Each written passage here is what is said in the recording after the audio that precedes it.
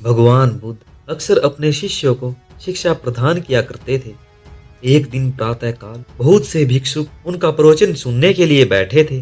बुद्ध समय पर सभा में पहुंचे, पर आज शिष्य उन्हें देखकर चकित थे, क्योंकि आज पहली बार वे अपने हाथ में कुछ लेकर आए थे। करीब आने पर शिष्यों ने देखा कि उनके हाथ में एक रस्सी थी। बुद्ध ने आसन ग्रहण किया और बिना किसी से कुछ कहे वे रस्सी में गांठ लगाने लगे। वहां उपस्थित सभी लोग यह देख सोच रहे थे कि अब बुद्ध आगे क्या करेंगे। तभी बुद्ध ने सभी से एक प्रश्न किया, मैंने इस रस्सी में 3 गांठें लगा दी। अब मैं आपसे यह जानना चाहता हूं कि क्या यह वही रस्सी है जो गांठ लगने से पहले थी। एक शिष्य ने उत्तर दिया, गुरुजी, इसका उत्तर देना थोड़ा कठिन है। ये वास्तव में हमारे देखने के तरीके पर निर्भर करता है। एक दृष्टिकोण से देखे तो रस्सी वही है, उसमें कोई बदलाव नहीं आया। दूसरी तरह से देखे तो अब इसमें 3 गांठें लगी हुई हैं जो पहले नहीं थी, अतः इसे बदला हुआ कह सकते हैं। पर यह बात भी ध्यान देने वाली है कि बाहर से देखने से भले ही ये बदली हुई प्रतीत हो, पर अंदर से तो वही है जो पहले थी। इसका बुनियादी स्वरूप अपरिवर्तित है। बुद्ध ने कहा, सत्य, इन गांठों को खोल देता हूं।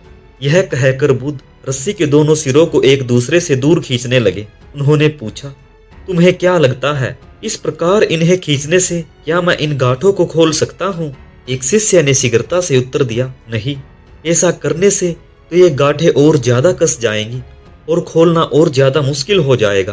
बुद्ध ने कहा, ठीक है, अब एक आखिरी प्रश्न, बताओ इन गांठों को खोलने के लिए हमें क्या करना होगा? शिष्य बोला, इसके लिए हमें इन गांठों को गौर से देखना होगा ताकि हम जान सके कि इन्हें कैसे लगाया गया था, और फिर हम इन्हें खोलने का प्रयास कर सकते हैं। गौतम बुद्ध मुस्कुराए और बोले, मैं यही तो सुनना चाहता था कि जिस समस्या में तुम फंसे हो वास्तव में उसका मूल कारण क्या है।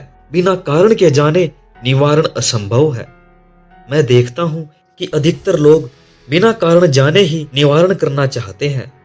कोई मुझसे ये नहीं पूछता कि मुझे क्रोध क्यों आता है। लोग पूछते हैं कि मैं अपने क्रोध का अंत कैसे करूं। कोई यह प्रश्न नहीं करता कि मेरे अंदर अहंकार का बीज कहां से आया। लोग पूछते हैं मैं अपना अहंकार कैसे खत्म करूं।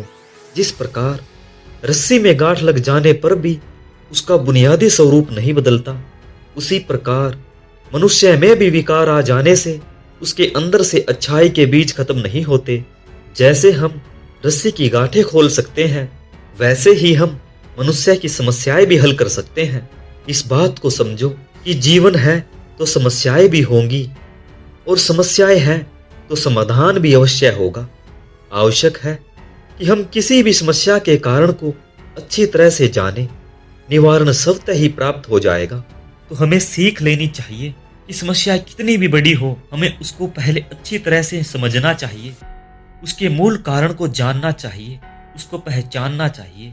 जब हम उसके कारण को जान लेंगे तो निवारण भी अवश्य ही प्राप्त हो जाएगा।